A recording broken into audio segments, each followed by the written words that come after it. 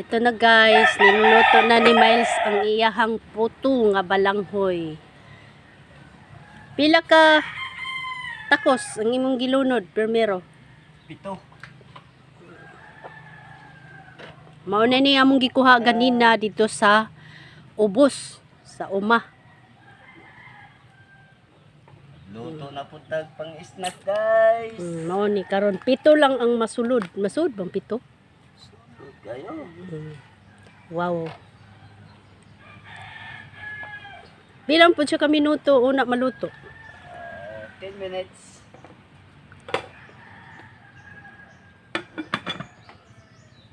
Huwat-huwato na pud nato guys ang ikaduhang lunod.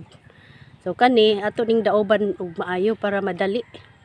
Buwan sa 2024 last year October or November mao ni ang amo ang tanom nga balanghoy kung nakahinundo mo niadtong panahon na naging tuig.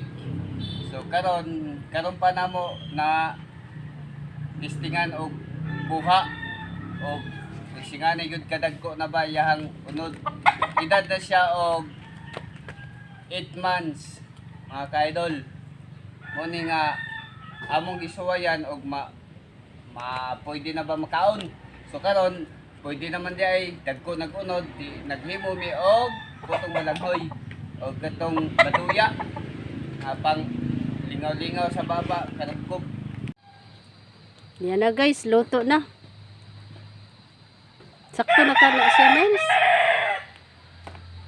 Unsa may timailhan kanang ni yellow na? Palit yan tag kumpit unta. So, ari na putas ikaduhang lunod. Guys, don't forget to subscribe YouTube Miles Calvis.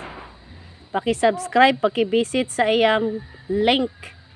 Naa sa comment section ang iyang link, guys. Pwede ra ninyo i-click para madali ninyo og subscribe si Idol Miles. Yan lang. Og paki-visit pod sa iyang Facebook page sa pag-follow. Og sa iyang Instagram, sa iyang TikTok. So, thank you kaayo mga ka-idol.